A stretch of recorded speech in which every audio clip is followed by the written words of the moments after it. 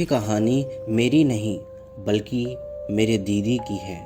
मेरी दीदी मुझसे 3 साल बड़ी हैं और इस साल दिल्ली गई थी एमबीए करने के लिए।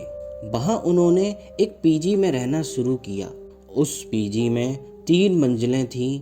हर फ्लोर पर 3 कमरे थे और ग्राउंड फ्लोर पर मालिक का परिवार रहता था।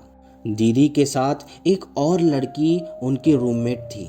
मेरी दीदी को पार्टी करना बहुत पसंद है और पीजी मालिक को इससे कोई परेशानी नहीं थी। हर वीकेंड दीदी और उनकी दोस्त पार्टी के लिए जाया करती थी। एक बार ऐसा हुआ कि वो सभी देर रात करीब 1 बजे के बाद लौटी। जैसे ही उन्होंने पीजी का गेट खोला, उन्होंने देखा कि ग्राउंड फ्लोर पर एक कमरे की लाइट जल रही थी और वहां से एक आदमी की गुस्से भरी आवाज आ रही थी, तुम इतनी देर से आती हो, अगली बार देर हुई तो जान से मार दूंगा। ये सुनकर दीदी और उनकी दोस्त डर गईं, लेकिन उन्होंने कुछ नहीं कहा और चुपचाप अपने कमरे में चली गईं। सब थोड़े सहमे हुए थे और बात करते करते सो गए। अब मेरी दीदी को स्लीप पैरालाइज की समस्या है। जिन्हें नहीं पता उन्हें बता दूं, स्लीप पैरालिसिस एक ऐसी कंडीशन होती है जहां आप जागे होते हो लेकिन आपकी बॉडी हिल नहीं सकती। अक्सर इसमें डरावनी चीज़ें दिखती हैं। तो हुआ कुछ ऐसा कि रात को दीदी सो रही थी, तभी उन्हें अपने पैरों पर किसी के हाथों का स्पर्श महसूस हुआ। जब उनकी आंख खुली तो देखा कि कमरे में एकदम अंधेरा था, जबकि सोने से पहले उन्होंने एक नाइट लैंप जलाई थी।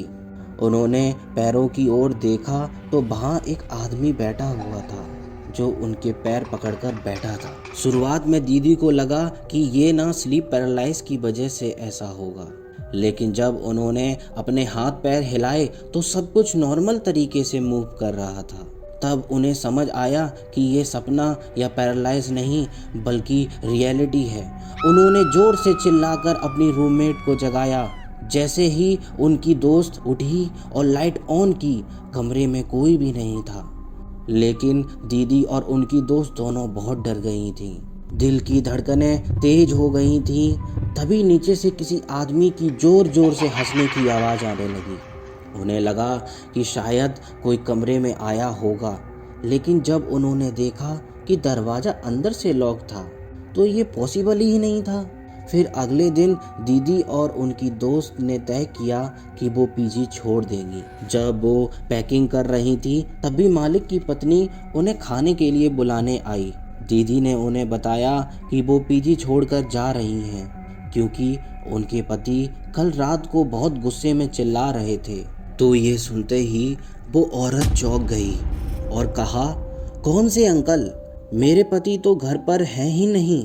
वो तो काम से बाहर गए हुए हैं और अभी तक लौटे भी नहीं। दीदी और उनकी दोस्त ने उन्हें पूरी बात बताई। वो सुनते ही महिला ने अपना सिर पकड़ लिया। उन्होंने बताया कि वो तो कल रात तक काफ़ी देर तक जाग रही थी क्योंकि अपने बेटे का स्कूल प्रोजेक्ट बना रही थी। उन्होंने दीदी को देर से आते देखा लेकिन कोई आवाज़ नहीं सुनी। और सबसे डरावनी बात तो तब हुई जब दीदी ने जो कमरा बताया कि जहाँ से आवाज़ आ रही थी, उस पर महिला ने कहा, वो कमरा तो पिछले 1 साल से खाली है, वहाँ अब कोई नहीं रहता। वो मेरे ससुर का कमरा था जिनकी पिछले साल कोविड में मौत हो गई थी। अब हमने उसे स्टोर रूम बना दिया है और उस कमरे में तो लाइट्स का कोई सोर्स ही नहीं है, वहाँ बल्ब तक नहीं लगा। ये सुनकर दीदी और उनकी दोस्त बहुत बुरी तरह डर गईं। उस महिला ने कहा, शायद वो मेरे ससुर की आत्मा हो।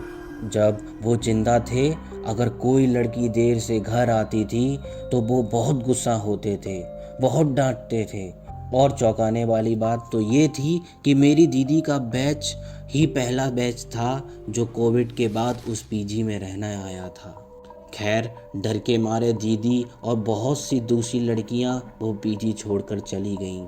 अब भी मेरी दीदी का उस महिला से कांटेक्ट है और उन्होंने बताया कि हालात अब और बिगड़ चुके हैं। अब उस स्टोर रूम से सिर्फ चिल्लाने की नहीं बल्कि खांसने की आवाज़ भी आती है, ठीक वैसे ही जैसे उनके ससुर कोविड में खांसते थे।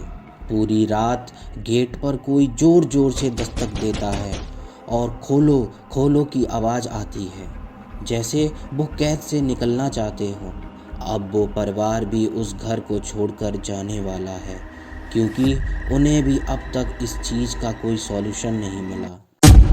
अगर तुम्हें भी ये कहानी डरावनी लगी तो लाइक करो और कमेंट में बताओ, क्या तुम ऐसे पीजी में कभी रह पाते? और ऐसे ही रियल हॉरर स्टोरी के लिए सब्सक्राइब करो द ब्रूटल टॉक्स को।